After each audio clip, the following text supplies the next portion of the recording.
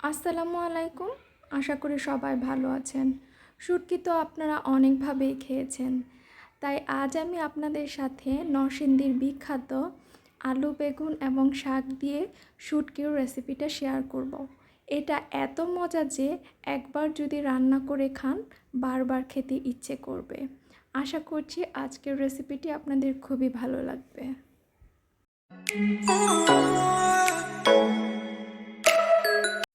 রেসিপিটি তৈরির জন্য কি কি লাগবে আগে দেখে নিচ্ছি।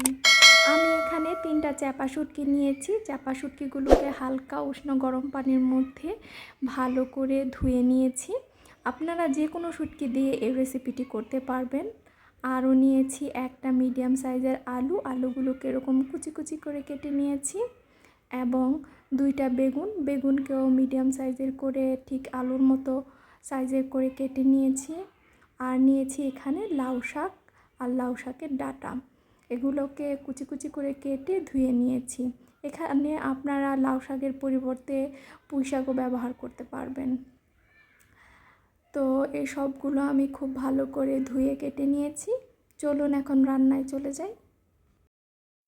চুলায় একটি পাত্র বসিয়ে দিয়েছি। এখানে প্রায় হাফ কাপের মতো তেল দিয়ে দিয়েছি এবং আরও দিয়ে দিলাম হাফ কাপ পেঁয়াজ কুচি। এখন পেঁয়াজগুলোকে হালকা ব্রাউন করে ভেজে নিতে হবে।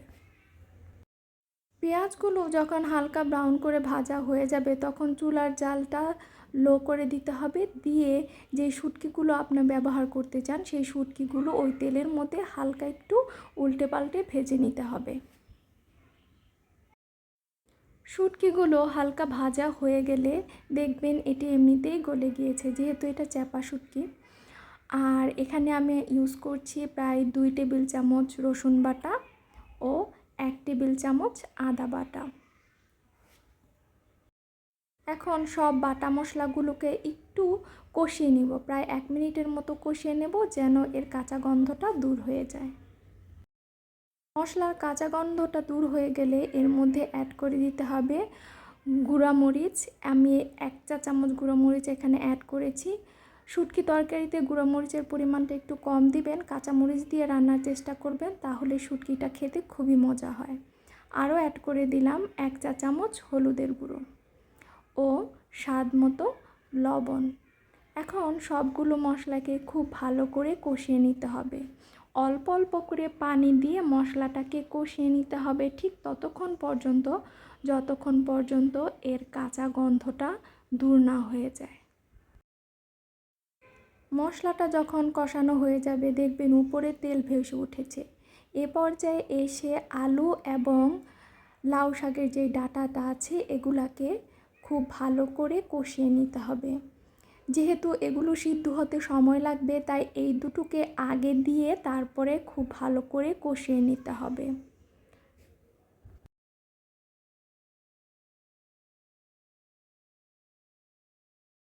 আলু এবং ডাঁটাগুলোকে আমি দাঁড়িয়ে থেকে 5 মিনিটের মতো মশলার মধ্যে কষিয়ে নিয়েছি।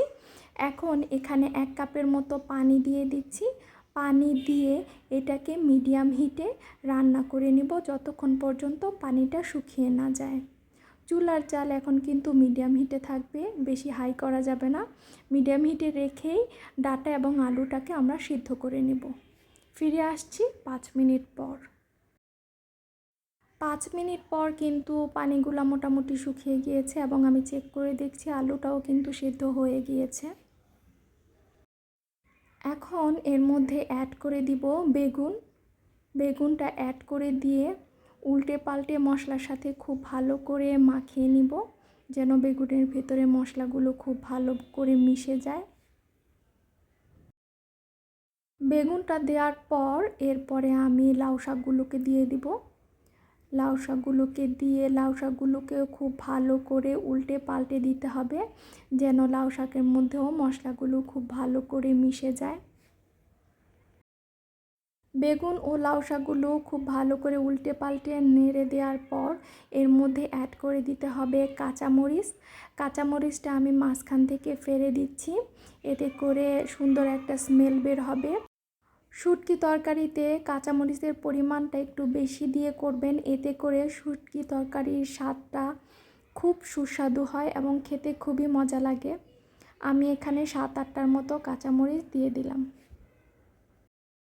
এখন ঢাকনা দিয়ে এটাকে রান্না করে নিব প্রায় 5 মিনিটের মতো। 5 মিনিট পর যখন লাউ শাক থেকে পানি বের হবে তখন ঢাকনা তুলে সব কিছুকে উল্টে পাল্টে দিতে হবে, দিয়ে এটাকে আবারও ঢাকনা দিয়ে রান্না করে নিতে হবে যতক্ষণ পর্যন্ত লাউ শাকের পানিটা শুকিয়ে না আসে।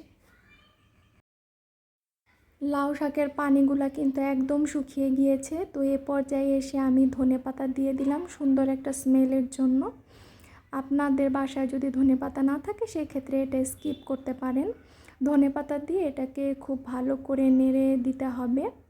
আর অবশ্যই খেয়াল রাখতে হবে কোনো ধরনের পানি যেন না থাকে, এটা একদম শুকনো শুকনো করে নিতে হবে। পানি থাকলে কিন্তু এই তরকারিটা খেতে মজা লাগবে না। তাই আমি আবার খুব ভালো করে চেক করে নিচ্ছি যে কোনো ধরনের পানি আছে কি না। দেখুন একদম শুকিয়ে গিয়েছে সব পানি। তো আমি এখন এটাকে নামিয়ে সার্ভ করে নেব। আমি একটা সার্ভিং ডিশে এটাকে সার্ভ করে নিচ্ছি। তো তৈরি হয়ে গেল নরসিংদীর বিখ্যাত আলু, বেগুন এবং শাক দিয়ে মজাদার শুটকি তরকারি। এই রেসিপিটি এত মজা যে গরম ভাত দিয়ে আপনি 1 প্লেট ভাত খেয়ে নিতে পারবেন। রেসিপিটি যদি বাসায় ট্রাই করেন আমাকে কমেন্ট করে জানাতে ভুলবেন না। আর আপনি আমার চ্যানেলে নতুন হয়ে থাকলে চ্যানেলটিকে সাবস্ক্রাইব করে পাশেই থাকবেন। ভিডিওটিতে লাইক দিবেন, কমেন্ট করবেন, ফ্রেন্ডদের সাথে শেয়ার করবেন। আজ এই পর্যন্তই। পরবর্তীতে নতুন কোনো রেসিপি নিয়ে হাজির হব। সেই পর্যন্ত ভালো থাকুন, সুস্থ থাকুন। আল্লাহ হাফেজ।